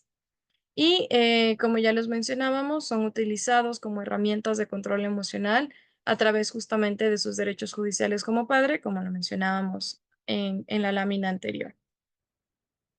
Ahora, también he traído un poco este caso y por qué es importante también entender a los hijos e hijas como sujetos de protección. Entonces, en España, que fueron de los pioneros en hablar en temas de violencia vicaria, se hizo un análisis de 51 casos de asesinatos de menores en España, con el objetivo de entender como un poco más estas características de la violencia vicaria y cómo, por qué existían tantos asesinatos de menores y el impacto que esto generaba en las madres. Entonces, justamente lo que reflejó este análisis es que la mayoría de los asesinatos se producen cuando los padres están al cuidado exclusivo de las niñas o niños, un 48%, ya sea por estar en el ejercicio del régimen visitas, el 44%, o de custodia compartida, un 4%. Entonces, también lo que nos menciona Sonia Bacarro y su equipo es que las niñas y niños son invisibles en estas causas, puesto que no existen o no se les consideran, no tienen una voz y por lo mismo falla la protección que el Estado en general y las instituciones deberían poder otorgarles. Por ejemplo, como yo les mencionaba en este caso de medidas de protección en el cual nos oponíamos al régimen de visitas, y también se les quita el total derecho a los niños de poder manifestarse dependiendo de la edad. Hay en otras edades en las cuales los niños deciden, por ejemplo, quién puede tener la tenencia, pero en el tema de visitas funciona de una manera diferenciada y lo que genera es que los niños no puedan tener su propia voz o no puedan como denunciar en sí mismos o que ellos puedan tener este poder de decisión también, ¿no? Y justamente porque su palabra es devaluada al punto de silenciarla y se comete una discriminación por causas de su edad generalmente y olvidando que también son sujetos de derechos. Ahora, ¿por qué mencionar esto también? Porque justamente cuando hablamos de violencia vicaria también hay que tener como mucho cuidado y mucha atención en no querer como invisibilizar la violencia que están viviendo los hijos.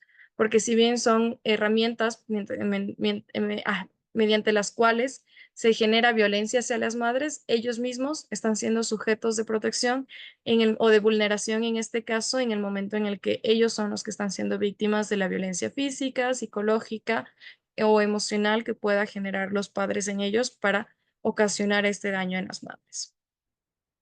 Ahora, como ya les mencionaba, lamentablemente aún no se encuentra tipificada la violencia vicaria en nuestro país. Existe actualmente un proyecto de ley que se está analizando en la Asamblea Nacional, que como les digo hay que tener ciertos cuidados respecto de cómo se la quiere tipificar. Podría ser más bien como un agravante en el tema de violencia psicológica hacia las mujeres, pero es algo que le compete ahora al Poder Legislativo analizar cómo estipular la violencia vicaria en el sistema normativo y sobre todo en el Código Penal. Pero, ¿qué hacer hasta que esto ocurra o hasta que se tipifique o se establezca un poco más sobre la violencia vicaria? Tenemos distintos tipos de respuesta ante la violencia que puede existir en contra de las mujeres y por eso les he traído como este esquema en el cual podemos ver que hay como nosotros podemos manejar como una tripleta de sistemas de protección. Entre ello, tenemos el sistema de justicia, el sistema de protección y el sistema comunitario. Entonces, cuando hablamos de sistema de justicia, hablamos de las unidades y tribunales penales, de Fiscalía General del Estado, de la Defensoría Pública, de la Defensoría del Pueblo, de las unidades de violencia contra la mujer y miembros del núcleo familiar, Corte Nacional de Justicia, cortes provinciales. Entonces, todas estas entidades que les he mencionado son justamente las instituciones que forman parte del sistema de justicia y que cumplen con determinadas funciones. Entonces, por ejemplo, cuando hablamos de un delito de violencia física, psicológica o sexual, quienes van a actuar en la investigación del caso va a ser Fiscalía.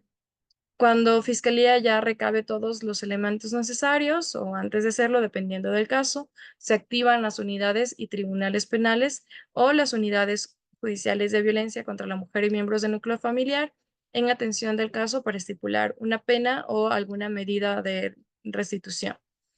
También se activa la Defensoría Pública, que son quienes brindan patrocinio legal gratuito. y también la Defensoría del Pueblo, que puede hacer una veeduría en los casos, entre otras funciones que contienen cada una de las instituciones mencionadas. La siguiente, como sistema de protección que también existe en nuestro país, que convive con el sistema de justicia, es el sistema de protección. Entonces, cuando hablamos del sistema de protección, estamos hablando de juntas cantonales de protección de derechos humanos, las tenencias políticas en las ciudades o territorios donde no existen juntas cantonales, generalmente existen tenencias políticas y comisarios nacionales de policía. También está el Ministerio de Salud. Por ejemplo, ¿qué va a hacer el Ministerio de Salud cuando hay un caso de una violencia sexual? El Ministerio de Salud actúa en pro de precautelar el bienestar de la mujer, que en este caso, por ejemplo, en casos de violencia sexual, lo que se hace es brindar un kit púrpura en el cual hay varios antibióticos o medicina antiprofilaxis por temas de violación. También se encuentra el MIES, que se encarga, por ejemplo, del tema de casas de acogimiento institucional, entre otras. Tenemos al MIES, al Ministerio de la Mujer y Derechos Humanos, que también se encarga de estas protecciones y ayudas hacia la mujer, la Secretaría de Derechos Humanos y el Ministerio de Educación. Entonces, como les mencionaba, todas estas instituciones cumplen determinadas funciones en la protección y defensa de los derechos de las mujeres y también de los niños, niñas y adolescentes. Ahora, cuando hablamos del sistema comunitario, en esto me voy a referir un poco también a lo que ya se mencionó antes, de la importancia que es tener una red de apoyo también como cerca a nosotras para poder identificar este tipo de violencias. Entonces, entre ello tenemos a colectivas y organizaciones feministas, personas de la comunidad, organizaciones de derechos humanos, espacios seguros, familia y amigos. La importancia de poder como identificar qué de este tipo de sistema comunitario tenemos es importante justamente para en el momento en el que se decida pausar o terminar una relación violenta, podamos tener esta red de apoyo para poder hacerlo, pero también, por ejemplo, en los casos en los que se están utilizando a los niños como forma de violencia vicaria para generar malestar en las madres, que podamos tener este sistema comunitario que también nos pueda apoyar como un sistema de respuesta. Evidentemente, sin quitarle la responsabilidad que tiene el Estado también de responder a este tipo de casos. Ahora, como les mencionaba, como una forma de cómo responder ante este tipo de violencias o qué hacer, qué tipo de acciones tomar. Como les mencionaba, una de las formas en las que se puede como actuar en este tipo de casos es acudir al sistema de justicia. En casos de delitos se puede presentar una denuncia a fiscalía. Si es que es un tema como mucho más de protección, también se pueden solicitar medidas de protección. Entonces, ¿qué pasa cuando una víctima no quiere denunciar, pero quiere protección? Por ejemplo, hay muchos casos en los cuales las mujeres dicen, no, yo no quiero denunciar ningún tipo de violencia, sea porque el proceso es revictimizante y porque el proceso puede llevar mucho tiempo o simplemente porque por los mismos sistemas de cómo funciona la violencia no quieran como presentar este tipo de denuncias en contra de los agresores. Lo que se puede hacer es solicitar medidas de protección. Ahora, las medidas de protección es importante entenderlas porque son medidas preventivas. Entonces, también nos pueden ayudar a prevenir que sigan pasando estos actos de violencia y que puedan como seguirse agravando. Ahora, ¿quién otorga estas medidas de protección? Los pueden otorgar las unidades judiciales de violencia contra la mujer y miembros del núcleo familiar, dependiendo de la violencia, o sea, es la misma unidad judicial y puede ser activada en casos de violencia contra los niños y también en casos de violencia contra las mujeres y personas LGBTIQ+. Ahora, en juntas cantonales, las juntas cantonales también emiten medidas de protección y las juntas cantonales existen como dos, ¿no? Las juntas cantonales de niñas, niños y adolescentes y existen otras juntas cantonales que hablan de la violencia contra la mujer y miembros del núcleo familiar. Entonces, como digo, dependiendo del caso, si es que es una violencia mucho más ejercida hacia los niños, como de forma más independiente o específica, se pueden activar las juntas cantonales de niñas, niños o adolescentes y en casos de violencia contra la mujer se pueden activar las juntas de violencia contra la mujer y miembros del núcleo familiar. Ahora, como yo les mencionaba, en los territorios donde no existen juntas cantonales, se pueden activar las tenencias políticas y las tenencias políticas también emiten medidas de protección. Quienes no dictan medidas de protección, pero sí las solicitan, es la Fiscalía. La Fiscalía no dicta medidas de protección directamente, pero sí las pide al juez en casos de delitos. Bien, entonces esto como un poco una forma de qué hacer frente a este tipo de casos, mientras que se tipifique la violencia vicaria o se determine como dentro del marco normativo la violencia vicaria, porque como les mencionaba, actualmente la violencia vicaria en el Ecuador no se encuentra tipificada, más bien ahora se encuentra dentro de un proyecto de ley que la Asamblea será quien la analice. Ahora, ¿cuál es de manera como bastante sucinta? ¿Cuál es el proceso de obtención de medidas de protección en las juntas de violencia contra la mujer y miembros del núcleo familiar? Lo que se hace es presentar una solicitud, que esto está en el artículo 41 del reglamento para la ley para prevenir la violencia contra las mujeres, bueno, desde el artículo 40 en adelante, pero en específico el artículo 47 nos menciona como el detalle de la solicitud, en la cual generalmente, por ejemplo, en la Junta Cantonal de Quito, existen formularios ya predeterminados en los cuales se llena la información, se llena la solicitud y con esto se puede presentar en las juntas cantonales. Entonces, la solicitud la puede presentar cualquier persona y basta solo con el relato de la víctima. Como les digo, las medidas de protección son preventivas. Entonces, con las medidas de protección no se está juzgando al agresor, no se le está diciendo al agresor, usted es culpable de cometer tal delito, más bien, como les menciono, es una forma de prevenir las violencias, ¿no? Y dentro de estas medidas de protección, como les digo, el proceso para obtenerlas es hacer esta solicitud. Luego, en las juntas cantonales receptan y valoran el caso, se dan cuenta del riesgo y condiciones específicas y se otorgan las medidas que se hayan solicitado y se notifica al agresor.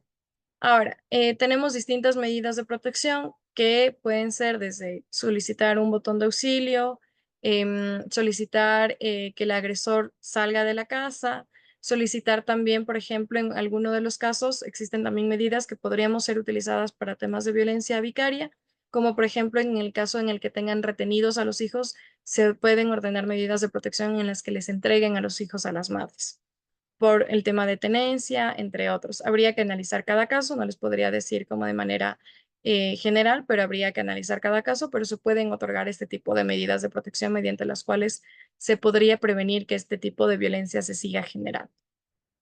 Y posteriormente, cuando ya se otorgan las medidas de protección, se remite a la autoridad judicial que 24 horas, de 12 a 24 horas, pueden como ratificar las medidas o simplemente se continúa con el seguimiento de las medidas una vez de vuelta a la causa. Y después de esto hay una vigilancia y apoyo de parte de la Defensoría del Pueblo. Esto en las juntas de violencia contra la mujer y miembros del núcleo familiar. Juntas cantonales de protección de violencia contra la mujer y adulto mayor. Ahora, en las juntas cantonales de niñas, niños y adolescentes, el proceso de obtención de medidas funciona un tanto distinto. Estas se encuentran establecidas en el artículo 237, 238 y 239 del CONA, del Código Orgánico de la Niñez y Adolescencia, que la diferencia que existe en esta solicitud de medidas de protección es que va a haber una audiencia de contestación. Entonces, se solicitan las medidas, en 48 horas tienen que dictar las medidas o llamar a una audiencia de contestación en la cual se va a presentar el presunto agresor como también presentar los alegatos o poder como también hacer medidas definitivas o no, dependiendo del caso. Se presentan los alegatos, se presentan las pruebas que tengan para presentar, pero eso es lo que ocurre como en el proceso de obtención. Y al final hay como también, si es que la Junta lo llega a determinar necesario, hay una audiencia de prueba, justamente como les menciono, para presentar pruebas y medidas definitivas, ¿ya? Este es como más o menos el proceso. Si es que se necesita o llega a ser el caso, se presenta una apelación ante la unidad de familia y niñez. Y bien, con eso como daríamos por concluida igual como la presentación, igual me quedo como pendiente de las preguntas que puedan surgir como en lo posterior y de igual forma les quería como mencionar los dos servicios que tenemos desde Surcuna. Tenemos el servicio que se determina Juntas Nos Cuidamos, que es una red de acompañantes de primeros auxilios legales en casos de violencia de género. Esta red de acompañantes lo que ayuda es a solicitar medidas de protección o también presentar denuncias ante la fiscalía. Y bueno, este es el número, les dejo aquí como para que lo puedan tener a la mano. Su horario de atención es de 6 a 10 de la noche. Funcionan como a nivel del Distrito Metropolitano de Quito. Y bueno, en general de Pichincha también, como en toda la provincia de Pichincha también funciona la red de acompañantes. Y tenemos una segunda red que se llama Libre, que también en Libre lo que se hace es brindar asesoría y información en casos de aborto y también en casos de defensa legal en temas de criminalización del aborto. Entonces, si desean tener más información o asesoría en casos de aborto o la interrupción voluntaria del embarazo en el sistema de salud pública o en el sistema privado, como se pueden contactar a la línea de Libre y ahí brindamos información gratuita. Libre funciona desde las 9:30 hasta las 6:30 de la tarde y funciona a nivel nacional. Y bueno, por último, igual como dejarles las redes sociales de Surcuna, la página web, donde también contamos con información sobre todas las acciones que seguimos y también las demandas que presentamos en el sistema. Eso de mi parte ha sido un gusto y igual como quedo pendiente de las siguientes preguntas. Muchas gracias igual por la invitación. Muchísimas gracias, Deyanira, por la presentación tan importante, tan completa. Creo que además tanto Alexandra como Deyanira se, digamos, complementaron las presentaciones. También quisiera resaltar algunas pequeñas cosas que Deyanira nos compartió, bien importante, esta idea sobre todo de la violencia vicaria, del ejercicio de la violencia vicaria con la intención de causar daño emocional, como la violencia vicaria se constituye como una forma, decías tú, de una forma de violencia psicológica, ¿no? Que puede llegar incluso a tortura y terror psicológico y que se dificulta su prevención y su sanción porque al momento no está tipificada o considerada en la normativa ecuatoriana. Entonces, tan importante como mostrarla es incidir para que precisamente la normativa incorpore este tema, ¿no? Necesitamos tipificarla para que los operadores de justicia puedan valorar el riesgo, otorgar las medidas de protección necesarias. También muy importante, como nuestra compañera Deyanira nos hizo mirar cómo los podemos acudir a estos tres sistemas de justicia. Sabemos que en el Ecuador no siempre contamos con un sistema de justicia que sea óptimo, que sea adecuado, que garantice digamos, la sanción correspondiente, el acceso a la verdad y a la justicia, sino que más bien es un sistema que está incluso corrupto, que hay muchos problemas de impunidad en el sistema.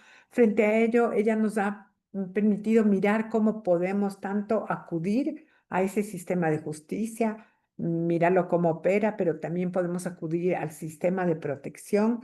Muchas mujeres, como sabemos, no acuden al sistema de justicia por las dificultades, lo complejo que es, lo revictimizante que resulta, y también cómo podemos formar, fortalecer un sistema comunitario que acompañe a las víctimas y que logre esos procesos de obtención de la justicia.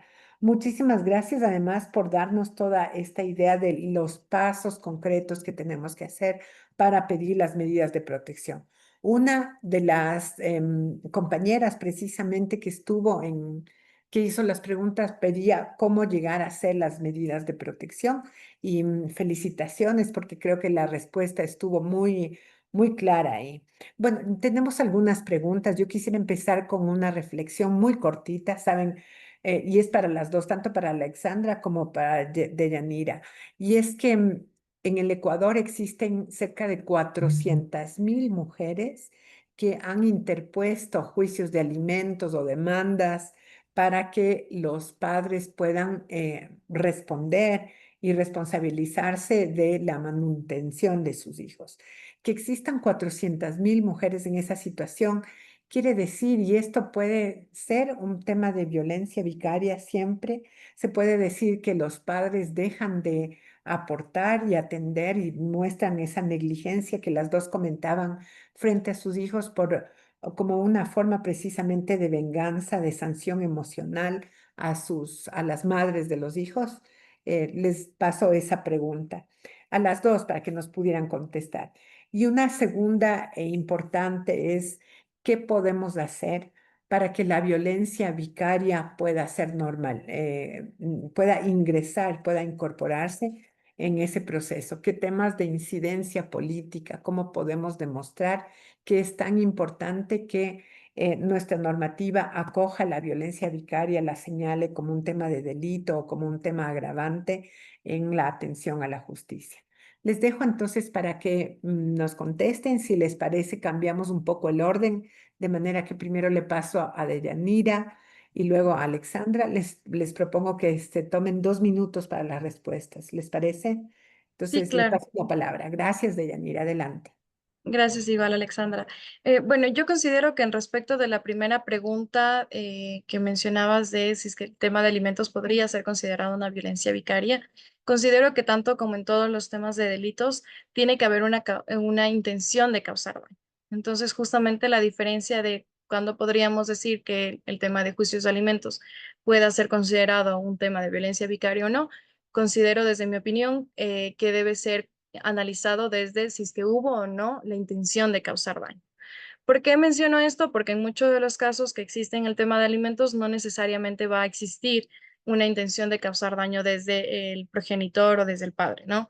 En muchos de los casos, sí, si bien llega a ser una irresponsabilidad de parte de los padres o también de parte de las madres, muchos de los juicios de alimentos también son interpuestos en contra de las madres, que son muy poquitos, pero también existen, pero tal vez si bien llega a ser como un poco tedioso para las mujeres tener que iniciar este proceso de alimentos, muchas de las veces también llega a ser una buena herramienta para justamente poder exigir también este tipo de derechos de los niños. Y más bien el tema de alimentos no es un derecho de las madres, más bien es un derecho de los niños. Entonces justamente esa va a ser la distinción que va a haber entre causar daño o no, porque como digo, no en todos los casos los hombres van a no dar alimentos a los hijos con la intención de causar daño, sino más bien se puede deber a otro tipo de causas. Y como menciono, el tema de los alimentos es un derecho que tienen los niños y más bien, por ejemplo, yo en el ejercicio profesional, yo generalmente recomiendo que sí se siga un juicio de alimentos porque en algunos de los casos los padres les dan en efectivo y les dan como mes a mes y luego no llega a haber un registro de esto o no llega a ser un valor en efectivo que sea como justo de acuerdo a la tabla de alimentos que existe en nuestro país de pensiones alimenticias. Entonces, como de manera concreta, yo siento que habría que analizar el tema de la intención de causar daño a las mujeres a través de este tema de no pasar alimentos a los hijos y que se tenga que establecer un juicio de alimentos para ello. Y respecto de la segunda pregunta que hablabas de cómo incidimos para que este tipo de violencias se encuentren tipificadas o normativizadas en nuestra legislación. Justo una de las acciones podría ser la que ya se está presentando ahora en la Asamblea, que es justamente este proyecto de ley que se encuentra establecido sobre la violencia vicaria, pero también pueden existir otras formas como desde la militancia, como de exigencia también tal vez de exigencia de cumplimiento de estándares internacionales, entre algunos otros que habría que analizar como más a profundidad, pero siempre existe como esto. Ahora, lo que por ejemplo nosotros hemos hecho un poco desde el sistema judicial es desde cada uno de los casos del sistema judicial mencionar que existen este tipo de violencias desde la forma doctrinaria y cómo esta afecta de manera psicológica a las mujeres porque más bien lo que se hace en la actualidad muchas de las veces como estrategia es que sea como una agravante, aunque no esté tipificada como tal, pero sí es decir que hay como esta intención adicional de causar daño a las mujeres de manera psicológica a través de sus hijos. Entonces sí existen como herramientas legales también en las cuales podemos exigir este tipo de cosas. Y sobre todo, yo también diría que el tema de que existan jueces especializados porque el mayor problema que existe en nuestro país es que no hay un sistema judicial especializado en temas de violencia de género y lo que ocurre es que hayan sentencias o resoluciones que no tengan este enfoque, como lo que yo les mencionaba, ¿no? Del tema del régimen de visitas, en el cual aun cuando se veía que era una violencia vicaria y que se estaba utilizando al hijo para generar como esta violencia en contra de la mujer, no se lo tomó en consideración porque justamente no existe este enfoque de género especializado en el sistema judicial.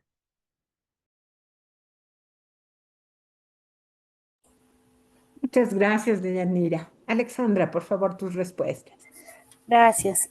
Bueno, respecto a la primera pregunta, a ver, yo creo que sí, que efectivamente no todos los juicios de alimentos, pero yo ahí sí, un poco desde la mirada del acompañamiento que se hace a veces en este otro ámbito a las mujeres, sí me hago dos preguntas. Uno, ¿cuántos de los casos de divorcios, ¿no es cierto?, que se manejan de manera normal, digamos, ¿no? Regular, o sea, donde no hay una denuncia de violencia, no hay medidas de protección, pero cuando nosotros trabajamos con esa mujer encontramos que hay elementos de violencia, sobre todo de violencia psicológica, que pueden ser súper destructivos, pero también muy difíciles de detectar.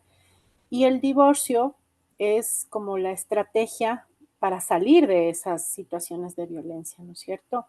Y entonces, y claro, todos los procesos que dependen de eso, incluido el tema de las custodias y del juicio de alimentos, están un poco atravesados desde esa lógica, pero no se ven porque en un principio no había o no se manifestaba explícitamente que había un caso de violencia doméstica. Entonces yo en ese sentido sí pienso que es importante hacerse la pregunta, ¿no? Tal vez no haya, como bien dice Deyanira, ¿no es cierto?, como la intención en algunos casos de lastimar a la mujer, pero yo no dejaría de observar en estos casos donde sí hay unos indicadores de violencia psicológica que han pasado desapercibidos. Y yo creo que se manifiesta esto especialmente en la forma en que se hace el juicio de alimentos, ¿no? Cuando se usa el juicio de alimentos justamente como un recurso para ejercer poder sobre la pareja, ¿no? Porque cuando, digamos, se hace el juicio como un proceso regular donde hacen la tabla y dice tanto tienes que pagar, firma y paga y no pasa nada. Pero cuando el juicio en sí mismo, ¿no?, se vuelve tortuoso o luego eh, el tema de la pensión se vuelve una estrategia de coacción, ¿no? Para que la mujer, para controlar su conducta o controlar sus gastos. Y algo que preguntaban que también ahora yo he escuchado, he acompañado algunos casos y he escuchado muchos otros, ¿no? De hombres que piden la custodia de los niños, la tenencia total para no pagar las pensiones alimenticias, porque tienen esta idea de que si ellos son los que tienen a los niños, entonces no tienen que pasar pensión alimenticia. Y entonces se enfrascan un poco en estas batallas, ¿no? Que producen dolor, obviamente, a los niños, a las madres, pero además que finalmente tienen nuevamente el objetivo de castigar, de controlar a la mujer, ¿no? De demostrarle que todavía dominan, ¿no?, esa relación. Entonces yo creo que sí hay que hacer ahí un análisis súper sutil también, como digo, yo presiento, no tengo los datos, tengo un poquito de evidencia por ahí, pero que hay muchísimos divorcios que están atravesados por situaciones de violencia psicológica no identificada y que de hecho el tema de las pensiones se usa, ¿no?, como parte de esta violencia. Muchas Respecto a la gracias, siguiente, Alexandra. Sí, adelante. ajá, Tenemos a otras la, preguntas, ¿sí? sí, a la siguiente pregunta, pues nada, coincido con Deyanira que hay que usar lo que ya tenemos, me parece que conocer cómo funciona para usarlo bien y sí, pues, seguir en el activismo, seguir en nuestros diferentes gremios luchando contra estas prácticas machistas, ¿no?, que se ven pues, en todos los gremios y que afectan a las familias. ¿Mm? Muchas gracias. Otra pregunta para ti. Le hacemos después otra de Yanira y es, ¿cómo apoyar o intervenir cuando reconocemos este tipo de violencia en personas cercanas? ¿Podemos hacer algo? Bueno, lo más importante es creerle a la víctima, ¿no? Por eso este hashtag yo te creo es maravilloso, ¿no? Yo te creo y a partir de ese yo te creo se empodera, ¿no?, la víctima, porque la víctima sabe lo que está sufriendo, sabe lo que le duele, sabe la angustia que siente. Y cuando alguien de su círculo cercano le dice yo te creo, se empodera respecto a ese sufrimiento y dice, no estoy loca, en realidad está ocurriendo. Y yo creo que en ese sentido lo que les decía, ¿no?, ayudar a desenmascarar estas situaciones de violencia que están muy, muy encubiertas y que están encubiertas sobre todo en esta eh, probidad, ¿no? De ciertos agresores. Como digo, una característica de los agresores narcisistas es que son unos ciudadanos ejemplares más o menos, ¿no? Y todos los que opinan lo contrario están súper locos. Entonces, se puede hacer eso. También es importante tener una mirada desde afuera porque uno desde afuera puede tener una mirada más objetiva de la violencia que quien está adentro. Y esto nos puede puede ayudar a las víctimas a tomar decisiones acertadas, como lo que decíamos, ¿no? Guardar evidencia, pedir medios de protección, etc. Entonces, como conocidas o como familiares, somos un recurso re importante para poder apoyar a las víctimas de violencia. Muchísimas gracias. Deyanira, nos dicen también en el chat que se nombró, por ejemplo, la Defensoría del Pueblo y hay otras instancias del sistema de justicia que no operan adecuadamente. ¿Qué hacer frente a eso? Y otra pregunta, además, ¿las mujeres podemos también ejercer violencia vicaria? Por favor, ayúdanos con 2 respuestas. Claro, con gusto, Alexandra. Respondiendo a la primera pregunta, se pueden ¿qué se puede hacer frente a este tipo de casos? Técnicamente y legalmente existe en nuestra normativa que la Defensoría del Pueblo puede realizar una veeduría del debido proceso, se llama así esta herramienta que tienen ellos, de revisar cada uno de los casos y de cómo ha actuado los diferentes sistemas. Pero yo sé que en muchos de los casos esto llega a ser solo lo que está en el papel y no se llega a ejecutar en lo material. ¿Qué se puede hacer en esos casos? Justamente lo que yo podría más recomendar es que dentro de los mismos casos se deje constancia, por ejemplo, se deje por escritos la constancia de que no se está actuando conforme a derecho. Se pueden, como mencionar, varios estándares internacionales que de alguna forma estarían incumpliendo los jueces dependiendo del nivel de justicia al que nos refiramos. Pero también, al menos desde las organizaciones sociales, también nos hemos organizado justamente para poder presentar este tipo de incidencia, ¿no? Como de cartas, de quejas, de denuncias frente al sistema judicial, dependiendo del funcionario que se encuentre como a cargo de cada caso. Y respecto de la segunda pregunta, sí, técnicamente sí podríamos también las mujeres como generar violencia vicaria. Claro que comúnmente en realidad se asocia mucho más a los hombres, pero no está limitada a un solo género. Igual, si es que se lo quisiera tipificar, siempre se trata de que no haya lo que nosotros llamamos en el derecho como el derecho penal del enemigo, de querer justamente decir que solo un tipo de género como los hombres son los que ejercen violencia, sino más bien se entiende que podremos ser tanto hombres como mujeres, pero evidentemente sin invisibilizar que generalmente las que mayoritariamente somos víctimas de cualquier tipo de violencia somos las mujeres. Y generalmente somos las mujeres las que también somos utilizadas como también una forma de seguir como posicionando el poder de los hombres frente a nosotras en la sociedad. Bueno, muchísimas gracias, compañeras. Quedan todavía algunas inquietudes. Hay una compañera que nos está pidiendo tomar la palabra. Pido disculpas por ello. Estamos más de 100, bueno, ahorita 91 asistentes y ha sido bastante difícil el como poder asegurar que podemos responder a todas las preguntas. Yo he tratado de sintetizar aquellas que han sido reiterativas. Queremos agradecerles a las 2 compañeras, tanto a Deyanira Moreta como a Alexandra por sus intervenciones, por su apoyo, porque tan importante información. Creo que da mucho más claro lo que es la violencia vicaria, cómo atenderla, qué mecanismos tenemos.